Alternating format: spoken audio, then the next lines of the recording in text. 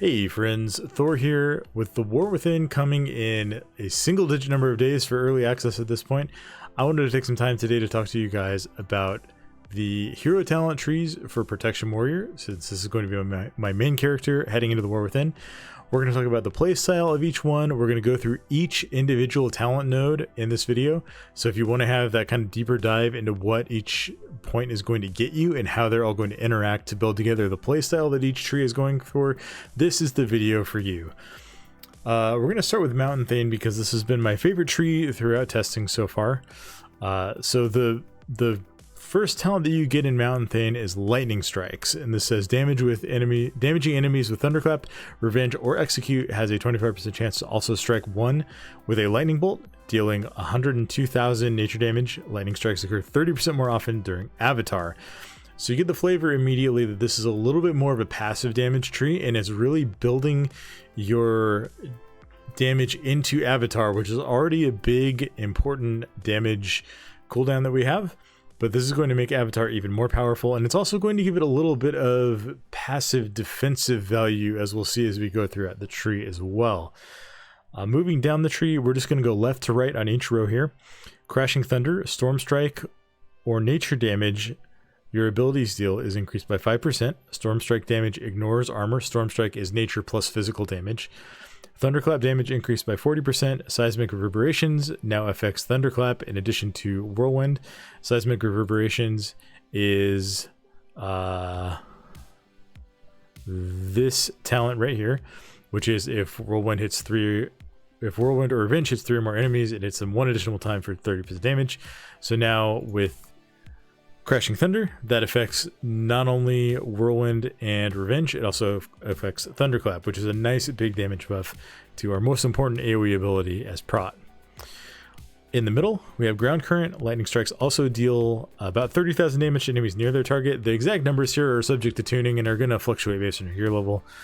The damage is reduced beyond 5 targets, but this basically means that when you have that Lightning Strike proc, it's now going to also do AoE damage. This is really nice. On the left side, we have Strength of the Mountain. Shield Slam damage is increased by 10%. Demoralizing Shout also reduces damage enemies deal to you by an additional 5%. So this is just a nice little passive offensive and defensive button. Moving on to the second row, Thunder Blast, Shield Slam, and Bloodthirst have a 35% chance to grant you Thunder Blast, stacking up to 2 charges. Thunder Blast causes your next Thunderclap to become a Thunder Blast that deals 40% increased damage as Storm Strike and generates 10 Rage. So this does several things to rotation. First of all, it gives you more Rage generation baseline on a little bit of a random proc, but it also gives you a lot more damage on your Thunderclap. Thunder Blast is going to end up being a huge portion of your damage and keys when you're playing Mountain Thane. In the middle, we have a little bit of a utility choice here. You have Storm Bolts, which causes Storm Bolt to hit 2 additional nearby targets, stunning them for 2 seconds, but its cooldown is increased by 10 seconds. So this turns Storm Bolt into a 3-target stun, which can be really, really nice. It is only 2 seconds on your non-primary targets, so you may want to be very careful about stun DR on that if you're planning to shockwave a target and then go into this. Make sure that you hit shockwave first so that you're getting full value out of that. Also be aware of the stunts that your team may be throwing around.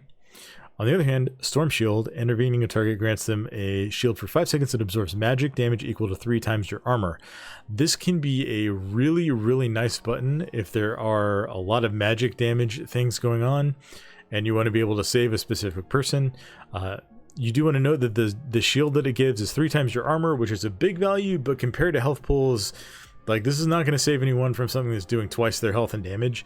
But if someone's, at 50% health and there's big magic damage coming in, this may make the difference between them living or dying. So you can choose between either having more stuns or having this bonus extra little bit of utility and intervene.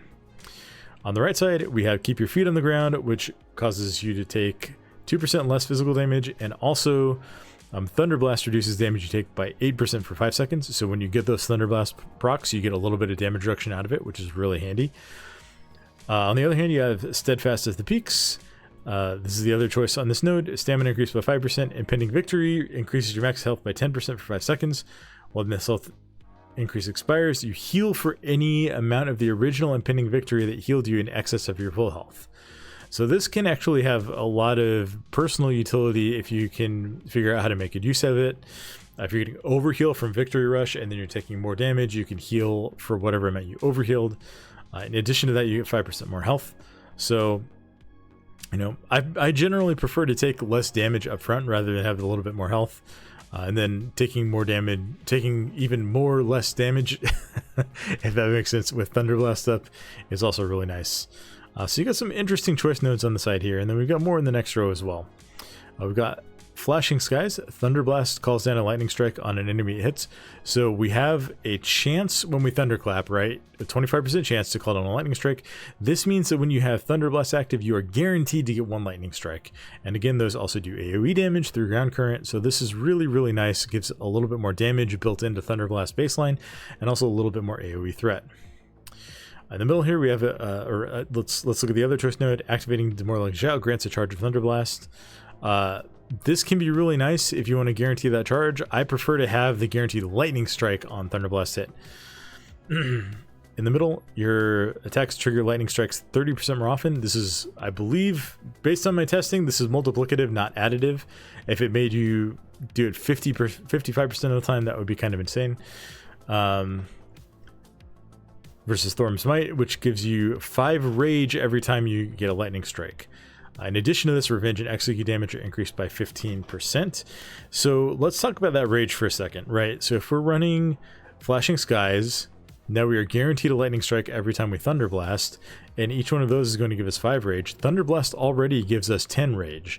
So this gives you 15 rage every time you get Thunderblast, and just in general, every time you proc a lightning strike, which is 25% of the time you're hitting Thunderclap, Revenge, or Execute, you're getting 5 rage. So this is a really, really nice bonus to rage generation that kind of brings Mountain Thane back up to where Warrior has felt in Dragonflight.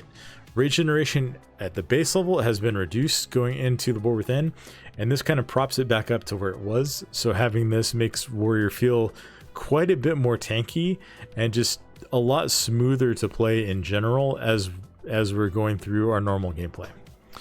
And then lastly, on the side here, Burst of Power. Lightning Strikes have a 15% chance to make your next 2 shield slams have no cooldown.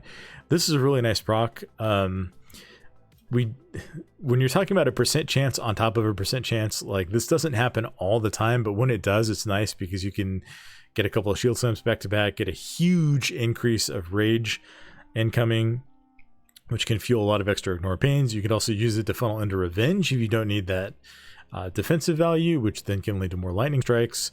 So all of this can kind of feed into itself to really build up a lot of extra rage and a lot of extra attacks. You end up getting these lightning strikes coming down all around you, and it's a really fun and appealing visual playstyle that I have really enjoyed. Lastly, and this is what really kind of ties the whole tree together, Avatar of the Storm. Casting Avatar grants you 2 charges of Thunderblast and resets the cooldown of Thunderclap. While Avatar is not active, lightning strikes have a 10% chance to grant you Avatar for 4 seconds. Now I want to say that 10% chance on a 25% chance proc, that is very, very low, and you're really not getting substantial amount of Avatar uptime over the course of a raid fight or a key through that part of it. But getting 2 charges of Thunderblast when you activate Avatar and resetting the cooldown of Thunderclap is actually pretty huge. You get a lot more damage out of this. You get guaranteed 30 extra rage if you're playing the talents that I have laid out here, which is a significant amount of ignore pain. It can be a revenge. The whole thing ties together really nicely in this, making Avatar just that much more powerful as a cooldown. And again, I just love the visual playstyle of this. Now, how does Mountain Thane feel to play? I think it feels fantastic, and it gives you just a very strong baseline survivability and offensive damage toolkit that I really liked throughout the course of the beta. This tree was nerfed a little bit a few weeks ago, shifting some of the damage out of Thunderblast and into Lightning Strikes, but it still feels very, very fun to play to me, and I would be very, very satisfied playing this tree exclusively in the War Within. Moving over to Colossus, I have a lot of positive things to say about this tree as well. I played several hours on stream earlier tonight with this tree, and honestly, like, Demolish is just a super, super fun button to press. So let's talk about this tree and how it plays, and where I think it really has some strengths that shine in places that Mountain Thane just really doesn't have the potential to shine in. So Demolish is a 45-second cooldown channeled melee ability that unleashes a series of precise and powerful strikes against your target, dealing 1 million damage to it, and about 2/3 of that damage to enemies within 8 yards of it. It deals reduced damage beyond 8 targets. While channeling Demolish, you take 10% less damage and are immune to stuns, knockbacks, and forced movement effects. You can block, parry, and dodge, and use certain defensive abilities while channeling Demolish. You can basically use any of your active mitigation or defensive cooldown abilities. The one important thing to note is you cannot use your interrupt while you are channeling Demolish. So if you are coming up in the kick rotation and the enemy's ability that you need to kick is off cooldown, you need to hold Demolish until you have successfully executed your kick. Otherwise you may miss it and someone may die. Just be aware of that as you're playing with this. But yeah, so just pretty straightforward. Demolish deals huge damage. It gives you some really nice defensive value. There can be chances to cheese some mechanics with the stun and knockback immunity, but it's a really good button to press, and it feels really satisfying. You can stack this with other damage amp effects to build up some really insanely high damage hits. I was doing a Mystic Tyranid Scythe plus 10 earlier, and I had one hit of Demolish crit on the first boss for 14 million damage. Just one hit. That felt awesome. But let's talk about the rest of the tree as we go through here. Martial Expert, critical damage of your abilities is increased by 10%. A critical strike damage is increased by 10%, and the amount of damage blocked by your critical blocks is increased by 20%. This is a really nice defensive and offensive node. Getting more block on your critical blocks is huge, and getting more crit damage is something that is really hard to come by in WoW these days, and is always a really nice value to have. In the middle, Colossal Might. Colossal Might increases damage dealt by your next Demolish by 10%, stacking up to 10 times. By default, this is 5 times. We have another talent later in the tree that makes it go up to 10, so we'll mention that when we get there. Shield Slam and Execute grant a stack of Colossal Might, and Revenge grants a stack when it strikes 3 or more targets. So if you're using Revenge in a normal AoE situation, you get a stack from that. Shield Slam also gives you a stack. Execute, if you want to be really greedy with your rage for offensive purposes, also gives you a stack. In practice, it's very easy to get this up to 10 stacks as long as you're in combat while Demolish is on cooldown. So basically, you're just going to do double damage after your first Demolish. Then on the right side here, we have a choice node, Bone Shaker. Shockwave stun duration is increased by 1 second and reduces the movement speed of affected enemies by 40% for 3 seconds after the stun ends. This is a nice little slow. If you're using Shockwave to kite, this can be invaluable. In addition to that, getting an extra second on your AoE stun can be huge. On this side, Shockwave also knocks enemies into the air, and its cooldown is reduced by 5 seconds. So this gives you even more cooldown reduction on Shockwave, and if enemies are stun DR'd, you get a knock-up effect that can really help to smooth things out a little bit. The knock-up is in addition to the stun, so if you get the stun, you get the knock-up as well. Yeah, really handy choice. I tend to prefer getting the extra duration on Shockwave and then getting the slow coming out of it. But you can play around both of these and see which fits your group composition and your playstyle a little bit better. Moving into the middle row, we have a couple more choice notes. One against many, Shockwave, Revenge, and Whirlwind deal 5% more damage per target, affected up to 5. Note the Revenge damage here because there's a lot of stuff in this tree that increases Revenge damage, and I'll show you guys after we look at the tree just how much damage Revenge can do over the course of a key. But 5% per target affected up to 5, so you can get 25% more damage on Shockwave and Revenge. Whirlwind is for arms. You shouldn't be hitting Whirlwind as Prot in basically any scenario. Tide of Battle, Colossal Might increases the damage of your Revenge by 10% per stack. Again, this can stack up to 10 times. So once you get to 10 stacks, you're dealing 100% more damage. Plus, if you're hitting 5 enemies, that's another 25% damage. Huge damage coming on Revenge here. And then on the left side, we have a little bit of a defensive choice. No Stranger to Pain, total damage prevented by Ignore Pain increased by 15%. I really like this node, just shoring up Ignore Pain, building it back up to a stronger defensive value feels really, really good. On the other hand, if you find yourself falling below 35% health frequently, you can take Veteran Vitality, which gives you a 12% max health heal over 2 seconds when you go below 35%. It says you gain a second wind. This does not interact or override the second wind talent on the class tree. And then this effect can only occur once every 60 seconds. So there is an internal cooldown on this. It would be unbelievably powerful and broken if it was just like permanently up when you drop below 35. It's like you drop below, this puts you back up, then you drop below. Like that would be way too much self-healing. And then the second to last row, we have Practice Strikes, Shield Slam, and Revenge deal 20% increased damage. Again, we're stacking that on top of One Against Many and on top of Tide of Battle.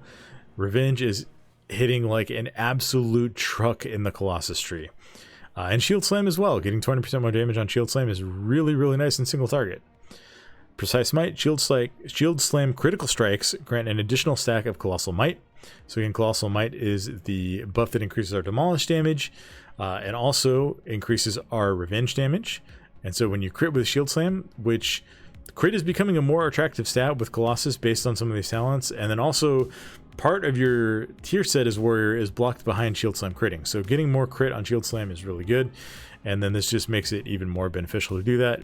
Crit may end up being a pretty decent stat if you play Colossus Protection Warrior. We'll have to see how that all plays out. And then Mountain of Muscle and Scars, you deal 4% more damage, take 2.5% less damage, and most importantly, your size is increased by 5%. This is just a really cool flavor. A little bit, it's hard to tell the difference. 5% isn't that much, but you can see when you like talent out of this and then talent back into it, you can see there's noticeable growth in your character. You can stand next to people who don't have this. Maybe they're playing the same race and gender but another class and just tower over them. This is really cool, and just, you know, a little passive bit of damage and damage reduction always feels good. And the capstone for Colossus, Dominance of the Colossus. Colossal Might now stacks up to 10 times. Remember I mentioned by default it only stacks up to 5, now it stacks up to 10 with this. And then the really cool part of this is where the rest of this talent says, if you would gain a stack of Colossal Might and are at max stacks, so if you're already at 10 stacks and you would gain another stack by hitting Shield Slam, Execute, or hitting 3 targets with Revenge, the cooldown of Demolish is reduced by 2%. Or by 2 seconds. So you get cooldown reduction on Demolish just by playing the spec properly. That feels really awesome. And in practice, you can get a pretty significant amount of time reduced off of Demolish. I've had it down to like 36 to 30 seconds cooldown in some scenarios. And then lastly, enemies affected by Demolish, as if that wasn't enough, enemies affected by Demolish take up to 20% more damage from you and deal up to 5% less damage to you for 10 seconds based on the number of stacks of Colossal Might consumed by Demolish. Now, if you're in combat all the time, you're going to have no problem getting up to full stacks of this, which gives you a 20% damage window, and it gives you 5% less damage, 5% less damage taken from enemies affected by it. You can stack this with things like Avatar, Demoralizing Roar, for a huge, big, bursty damage window. Like I said earlier, you can get some massive damage on Demolish. I think I still have it in my details here. If we go back to, back to Ingrid Malik, you can look at my Demolish. I had a 14 million Demolish crit. You know, when you have a boss that has an increased damage taken phase and you can stack Avatar and Demo Shout on top of getting a double damage Demolish, you can do some absolutely busted damage in just that very short window of 2 seconds that you're channeling this ability. I think I mentioned earlier, well, let's take a look at the Revenge damage overall. So this is overall from another dungeon, from a Grim Battle that I did. Revenge is dealing almost 18% of my damage. You can see it's critting for up to 844k. It's hitting for up to 696k. This just pours a ton of damage into Revenge, and then you can see Demolish itself is also doing 15% of our damage. Shield Slam is very high. You just get a ton of damage out of this. In that Grim Battle, which unfortunately we didn't finish, but we got to the last boss, and then someone left. I did 525k overall DPS. If we go back to some other gigs that I did, like it was pretty much the same. Like we're doing crazy damage as Colossus Warrior. And I think the places where this really has a chance to shine compared to Mountain Thane are any places where you have fights with damage amps or with like phases that you need to burst through really quickly. So I think the best example of this is Mists of Tainted Scythe, right? On Ingrid Malik, you have the increased damage taken phase. You will have Demolish up for the tree, and then it'll come back up for Ingrid Malik pretty much every time. The second boss, you have the copies that she spawns, Miss Color spawns like the copies. You have to figure out which one you're supposed to kill. You can have Demolish up every time at 10 seconds for that, which helps you get through that phase very, very quickly. And then the last boss, Stredova, he has a big shield. You can do huge damage to his big shield every time he pops it. So there are a lot of really good uses for Demolish in a lot of dungeons this season. I think Mists of Tyr Scythe is going to be a great place to play Colossus Warrior. Not that I think Mountain Thane will be bad in those scenarios by any means, but there's just a higher skill cap and like ways that you can really help your group get through a lot of these intense damage phases with playing Colossus that I think Mountain Thane just isn't quite able to do. At the end of the day, I love both of these specs. I would be perfectly happy if one of them was like way more powerful than the other, and that's what we were playing. And this is one of the things that drove me to picking Prot Warrior as a main character. I really like both hero talents. I think they're both very satisfying to play. Getting those lightning strikes and just bolts of rage generation and doubling down on Avatar feels really fun when you're playing Mountain Thane. And then Demolish, like honestly, it feels kind of like when you hit your legendary axe on live if you're playing a character that has that. There is a little bit of danger that you might die trying to get this off if you like are standing in a swirly because you can't move your character while you're channeling it. But I do think this is a very, very fun button to press and a very fun hero talent tree to play. Well, let me know what you guys think of them, and let me know if there's another class that you would like to see a similar video on. I'm probably going to make one on the DK hero talent trees in the coming days, and I will catch you guys in the next video. Farewell.